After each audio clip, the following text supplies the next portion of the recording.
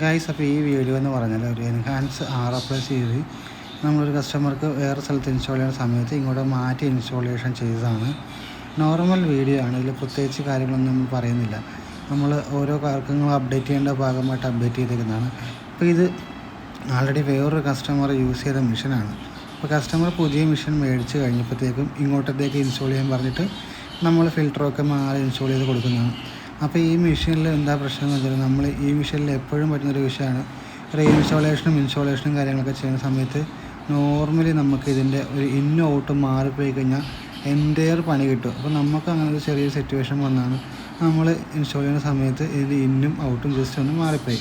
Inlet കൊടുക്കേണ്ട അവിടെ നേരെ നമ്മൾ റിജക്ഷൻ കൊടുക്കുന്നതോടെ ഇൻലെറ്റ് കിട്ടും. അപ്പോൾ മെഷീന് വെള്ളം ഫ്ലോ വരുന്നുണ്ട്, പക്ഷേ അത്ര കുറവാണ്. പമ്പൊന്നും അധികം വർക്ക് ചെയ്യാനായിട്ട് ഫീൽ ചെയ്യുന്നില്ല. പിന്നെ ഇത് ആൾറെഡി ഒറീഗ മെഷീനാണ്, ചിപ്പ് മെഷീനാണ്. അപ്പോൾ ചിപ്പൊക്കെ ആൾറെഡി നേരത്തെ സർവീസ് അവർ കണക്ട് ചെയ്ത് മാറ്റിയിട്ട് വേറെ ചിപ്പ് മെഷീനിലൊക്കെ ഇട്ട് കൊടുത്തേക്കുന്നതാണ്.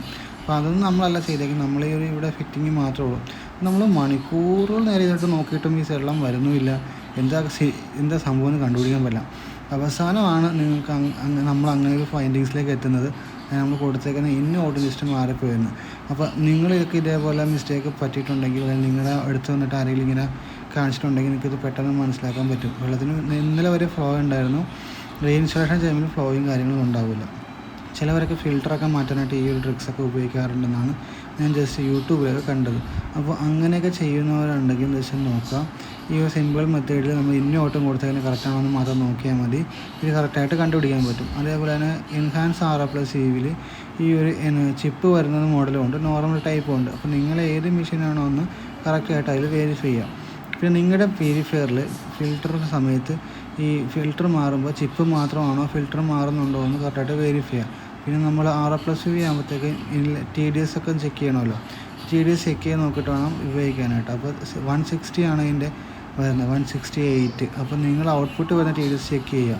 ഔട്ട്പുട്ട് വരുന്ന TDS ഇതേപോലെ ചെക്ക് ചെയ്യണം നോക്കുന്ന സമയത്ത് എത്രയുണ്ട് ഡിഫറൻസ് എന്ന് നോക്കുക. ഇപ്പോൾ നമ്മളിവിടെ ചുമ്മാ കസ്റ്റമറെ കാണിക്കാൻ വേണ്ടിയിട്ട് ജസ്റ്റ് ചെക്ക് ചെയ്ത് നോക്കിയതാണ് എത്രയാണ് TDS എന്നുള്ളത്. അപ്പോൾ നമുക്ക് ഏകദേശം 160 പിന്നെ അത് കഴിഞ്ഞിട്ടുള്ള ഒരു വേരിയേഷൻ വരുന്നുണ്ട്, നല്ല TDS കുറയുന്നുണ്ട്. അപ്പോൾ ഇതിൽ യൂസ് ചെയ്തേക്കുന്ന ഫിൽറ്റർ എന്ന് പറഞ്ഞാൽ അക്വാഗാർഡിൻ്റെ ജെന്യൂൻ ഫിൽറ്റേഴ്സ് തന്നെയാണ് യൂസ് ചെയ്തേക്കുന്നത്. കസ്റ്റമറും അത്യാവശ്യം നല്ല രീതിക്ക് മെയിൻറ്റെയിൻ ചെയ്തുകൊണ്ടിരിക്കുന്ന മെഷീനാണ്. അപ്പോൾ ഈ ഫിൽറ്ററും നമ്മളെല്ലാം മാറി വയ്ക്കുന്നത്, നമ്മൾ ഫിൽറ്ററൊക്കെ മാറാൻ പോകുന്നതേ ഉള്ളൂ. അപ്പോൾ ഇതേപോലെ തന്നെ ആർക്കെങ്കിലും എന്തെങ്കിലും റിക്വയർമെൻറ്റ്സ് ഉണ്ടെങ്കിൽ നമ്മളെ വിളിക്കാവുന്നതാണ്. അപ്പോൾ നമ്മളിപ്പോൾ എടുക്കുന്നത് ഈ ഒരു ഔട്ട്പുട്ട് ആണ് എടുക്കുന്നത്, ഔട്ട്പുട്ട് TDS ആണ് എടുക്കുന്നത്. ഏകദേശം വാല്യൂ ഞാൻ നിങ്ങൾക്ക് പറഞ്ഞുതരാം. അപ്പോൾ നിങ്ങൾക്ക് ഇതേപോലെ തന്നെ ചെക്ക് ചെയ്ത് നോക്കുക. എവിടെയെങ്കിലും TDSും കാര്യങ്ങളൊക്കെ ചെക്ക് ചെയ്ത് നോക്കണമെന്നുണ്ടെങ്കിൽ ചെക്ക് ചെയ്ത് നോക്കേണ്ട. 78-80 അടുത്ത് വരുന്നത്. അപ്പോൾ ഇതിനകത്ത് MTDS ഉള്ളത് കൊണ്ട് തന്നെ TDS ഇച്ചിരി അഡ്ജസ്റ്റ് ആയിട്ട് ഹൈ ആയിട്ടായിരിക്കും വരുന്നത്. അപ്പോൾ നോർമലി ഓൾഡ് എൻഹാൻസ് മോഡലിലൊക്കെ MTDS ഉണ്ട്, മാനുവൽ TDS കൺട്രോൾ ഉള്ളതുകൊണ്ട് തന്നെ TDS കൂടിയാണ് വരുന്നത്. അപ്പോൾ ഈ TDS ഒക്കെ ഓഫ് ചെയ്ത് വെക്കാൻ കസ്റ്റമർ പറഞ്ഞിട്ടുണ്ടായിരുന്നു. അപ്പോൾ നമ്മളതിനെ TDS ഒക്കെ ഓഫ് ചെയ്ത് വെച്ചിട്ട് വേണം നമുക്കിനി ഉപയോഗിക്കാനായിട്ട്. അപ്പോൾ നിങ്ങൾക്ക് ഇതേപോലത്തെ വർക്കിന് എന്തെങ്കിലും ആവശ്യമുണ്ടെങ്കിൽ നമ്മളെ വിളിക്കുക.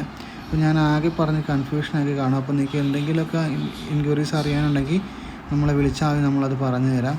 അപ്പോൾ ഓക്കെ, താങ്ക് യു.